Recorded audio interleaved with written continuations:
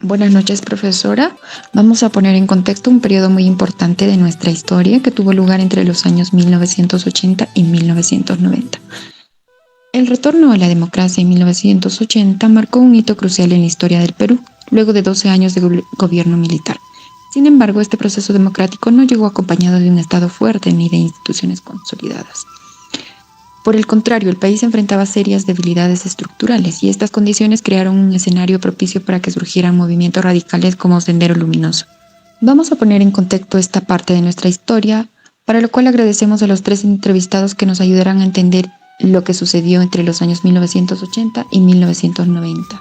Como primer entrevistado tenemos al expresidente Fernando Belaúnde, a quien agradecemos y damos nuestra primera pregunta. ¿Cómo resolvió el país en 1980? ¿Vio alguna relación de la Guerra Fría y la situación interna de nuestro país? Bueno, gracias. Recibió el Perú en 1980 como quien encuentra una patria herida, pero de pie, un país con la esperanza encendida tras 12 años de silencio democrático. Sin embargo, bajo esa ilusión vibrante había un Estado muy debilitado, economías locales abandonadas y una nación dispersa, con enormes brechas entre la capital y el interior profundo de la Sierra Andina. La Guerra Fría, ese gran tablero donde las potencias jugaban a mover ideologías como si fueran piezas, también rozaba nuestra realidad, afectaba nuestra situación, no porque el Perú fuera un peón de esas fuerzas, sino porque esa atmósfera mundial surgieron dogmas extremistas que algunos grupos radicales recogieron como bandera. Sendero Luminoso, influido por el fanatismo maoísta chino, no fue un movimiento espontáneo, fue el producto de esa época convulsa, que mezcló ideas foráneas con antiguas desigualdades que jamás fueron atendidas.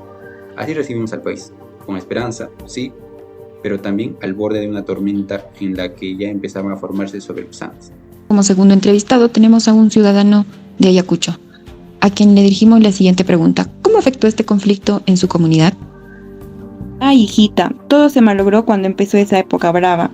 En las noches nomás aparecía Sendero, quemaban las ánforas, castigaban a nuestras autoridades y nos jalaban a sus reuniones a la fuerza.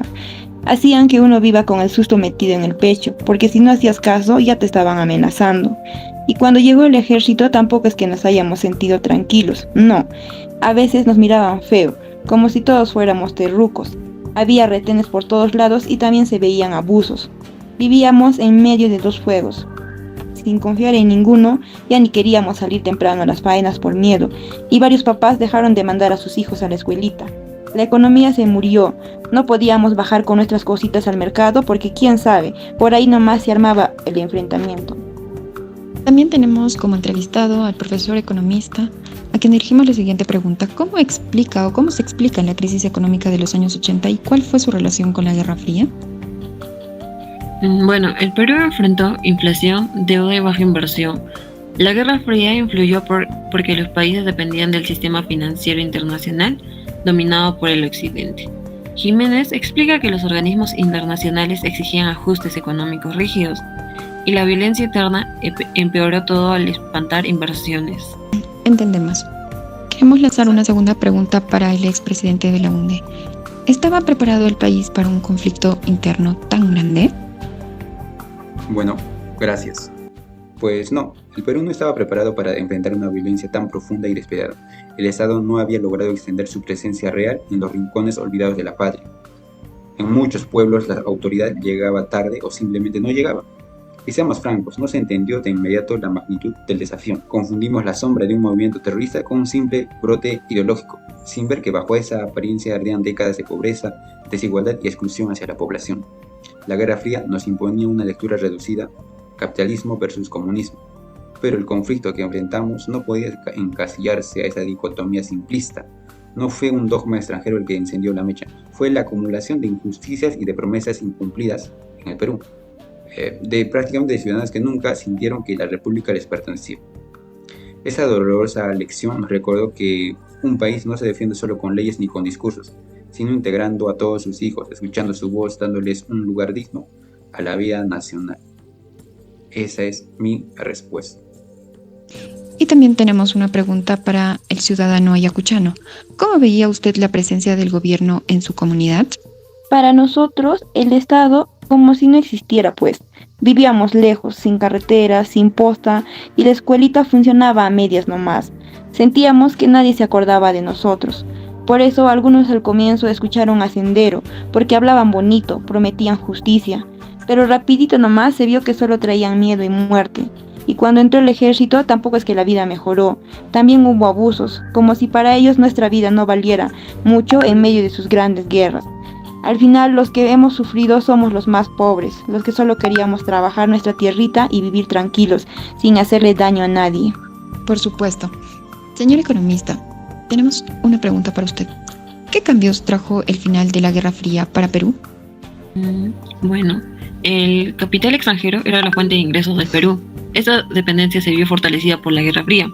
Estados Unidos proporcionaba fondos para proyectos, pero requería que se alinearan políticamente a cambios. El enfrentamiento con la International Petroleum Company, con siglas IPC, también desgastó al gobierno y lo hizo más vulnerable ante la opinión pública.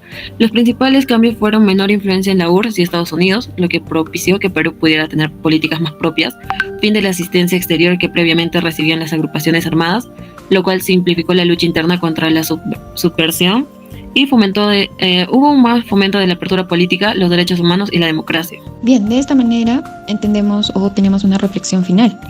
Gracias, queremos agradecer a nuestros entrevistados que nos ayudaron a entender esta parte de nuestra historia y podemos decir que la Guerra Fría influyó profundamente en el Perú y las ideologías marxistas y maoístas que circulaban globalmente alimentaron el surgimiento de movimientos subversivos como Sendero Luminoso. Al mismo tiempo, las políticas económicas del país estuvieron condicionadas por el sistema financiero internacional dominado por Estados Unidos, lo que generó tensiones y crisis interna. El proceso interno no puede comprenderse sin situarlo dentro del marco de la Guerra Fría.